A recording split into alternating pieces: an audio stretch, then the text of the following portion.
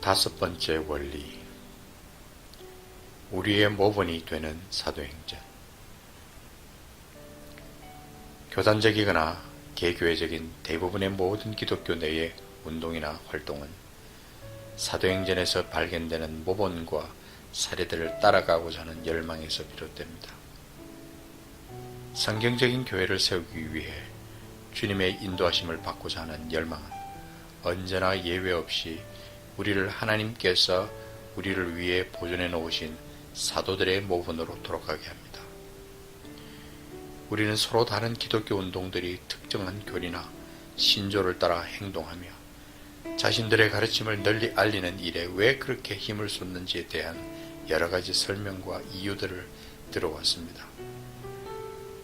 그럼에도 우리가 신중하게 사도행전의 기록들을 연구해 본 결과 우리는 현대의 복음주의 교회들에 의해서 행해진 수많은 운동과 가르침들을 이 사도적인 교회의 기록에서 찾아볼 수 없었습니다.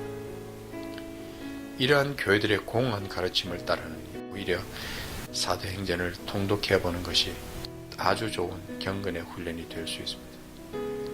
사도행전을 신중하게 읽다 보면 우리가 따라야 할 모본이 되는 초기 교회 성도들이 어떻게 자신들의 믿음을 실천하며 살았는지에 대한 수많은 신뢰들을 찾아볼 수 있습니다. 우리가 그 신뢰들을 현대의 전형적인 복음주의 교회들의 목록과 비교해 본다면 안타깝게도 오직 몇몇의 유사점만 찾을 수 있습니다. 그렇다고 해서 우리의 모든 신학적 이론들을 사도행전에서만 취하는 것은 위험에 처할 여지가 있습니다. 사도행전을 읽을 때에 성경의 다른 책들, 특히 신약의 다른 책들의 조명 속에서 읽어야 함은 교회의 기초적인 원리들을 명확히 하는 데 있어서 매우 중요한 일입니다. 사도행전을 읽어보면 초대교회가 박해 속에서 탄생되었음을 알 수 있는데 이것 때문에 그러한 박해 아래에 살고 있지 않은 많은 사람들에게는 사도행전이 그다지 마음에 들지 않는 것처럼 보이기도 합니다. 그러나 우리는 성경에 입각한 교회는 항상 세상의 미움을 받아왔으며 그러한 교회는 세상적인 방식이나 유행과는 거리가 멀다는 사실에 주목해야 합니다. 마침내 마지막 때의 교회는 극심한 박해와 함께 분명하게 드러나게 될 것이며 그 박해로 인해 사도행전의 기록들은 하나님의 자녀들로서 그러한 시대에 어떻게 대응하며 살아가야 할지에 대한 생생한 지침을 제공하게 될 것입니다. 아울러 우리는 신약의 서신서들을 통하여 특별히 마지막 때와 연관하여서 어떻게 주 안에 있는 모임들이 그리스도의 장성한 분량에 이르기까지 성장할 수 있는지를 배워야만 합니다. 중국 교회 한 지도자는 이렇게 기록했습니다. 하나님께서는 우리 자신의 일이 아니라 하나님 자신의 일에만 관심이 있으십니다. 하나님께서는 당신의 마음에서 비롯된 일들에 관심을 가지고 바라보시며 또 그 일들을 수행할 수 있는 힘을 공급해 주십니다. 그렇다면 이것을 성경에서 찾아볼 수 있는가 하는 질문이 공동체가 형성되는 과정 중에서 우리 자신들에게 해야 할 중요한 질문들 중에 하나가 되어야 합니다. 만약 우리가 세운 지침과 목표, 비전, 방법과 계획들이 사도행전이나 다른 성경의 말씀 속에서 찾을 수 없는 것들이라면 우리 중 누군가는 이렇게 질문해야만 할 것입니다. 이것이 과연 하나님의 뜻인가? 초기 그리스도인들은 다른 나라의 문화권에까지 미치는 하나님의 능력에 대해서 의심하지 않았습니다. 오히려 그들은 그분의 교회를 세우기 위해서 날마다 주님을 신뢰하고 성령으로부터 지시를 받았습니다. 그 결과 교회는 성장했으며 많은 사람들이 믿음에 순종하게 되었고 하나님의 말씀은 복음을 전혀 들어본 적이 없는 많은 지역들 가운데서 영광을 받으시게 되었습니다. 우리는 또한 여러 다른 지역의 모임들도 하나님께서 인도해 가신다는 사실을 받아들여서 어떤 한 가지의 유행이나 방식의 모임을 똑같이 따라하도록 규정짓지 않아야 합니다. 이렇게 성도들 각자가 사도행전이나 서신서들을 통해 깨닫는 것들이 다를 수도 있지만 모든 가정교회들이 동일하게 지켜야만 하는 핵심 원리들이나 명령들도 있습니다.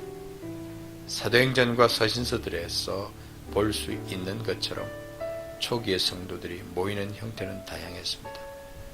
예를 든다면 어떤 모임들에서는 한 형제만이 가르치는 사역을 했고 어떤 모임들에서는 모든 것을 함께 나누었으며 선지자들이 사역하는 모임들도 있고 능력 있는 교사들이 있는 모임들도 있었습니다. 또 다른 곳에 있는 성도들은 매일 지역별로 모이기도 했으며 가르침을 받기 위해 매일 모이는 모임도 있었고 어떤 모임들은 기도하기 위해 모였습니다. 어떤 모임들 중에는 불신자가 함께 하기도 했으며 또 다른 모임들은 주의 만찬을 행하는 것을 볼 수 있습니다. 이렇게 놀랍고 다양한 성도의 모임들을 우리가 규정한 어떤 한 가지 틀에 맞추기 위해서 모든 가정교회들은 동일하게 이러저러 해야만 한다고 고집해서는 안 됩니다. 우리는 여러 다른 유형의 성도들의 모임을 기뻐할 수 있어야 합니다. 아마도 한 성숙한 형제가 있어서 모일 때마다 가르침이 있는 성도들의 공동체와 모일 때마다 모든 구성원들을 예언하도록 격려하는 또 다른 공동체가 서로 비교될 수도 있습니다.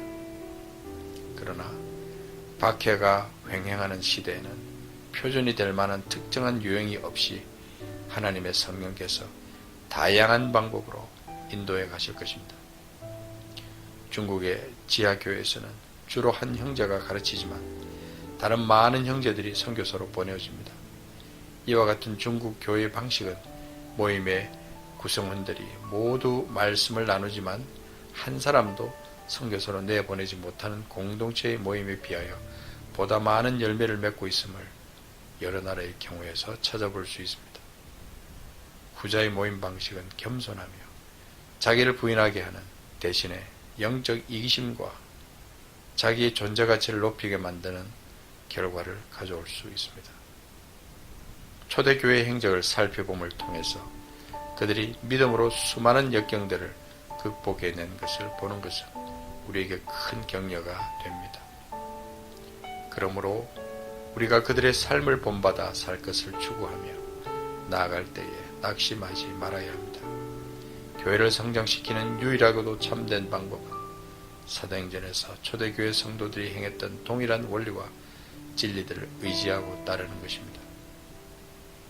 하나님께서 성경의 기록들, 특별히 사도행전의 기록들을 통해서 우리에게 남겨주신 확실한 명령들과 원리들을 소유하고 있음은 참으로 우리에게 복된 확신을 갖게 합니다. 만약 우리가 교회를 개혁하고자 한다면 반드시 하나님의 거룩하신 말씀, 특히 초대교회에 어떤 일들이 있었는지, 어떤 것이 옳고 그른지, 어떤 것이 하나님과 주 예수 앞에서 칭찬받을 만하고 하나님께 받아들여질 만한 것인지 분명하게 나타나 있는 사도행전의 도움을 받아야 합니다. 하나님의 말씀은 예수 그리스도를 자기들의 머리로 모시고 영적인 은사와 지식을 더해주시는 성령의 통치하심에 기꺼이 순복하는 성도들 외에 다른 사람들은 알지 못하십니다. 오늘날 기독교 세계의 양상은 단일 체제 구조로부터 사도행전의 사도적 형태의 구조로 점점 더 급격하게 변화되고 있는 중입니다. 교회는 온 세상에 복음을 전파하는 사명을 완수하기 위해서 태어났습니다. 점점 더 할 일이 많아지고 있는 교회의 사명 완수에 동참한다는 것은 쉬운 일이 아닙니다. 이 일이 하나님의 사역이긴 하지만 그럼에도 여전히 우리의 시간과 헌신과 고난을 요구하고 있습니다. 주께서 우리들의 삶을 통해 이 땅 위에 그분의 왕국을 세우시는 일에 우리가 순종한다면 결국에는 엄청난 상급과 기쁨을 얻게 될 것입니다.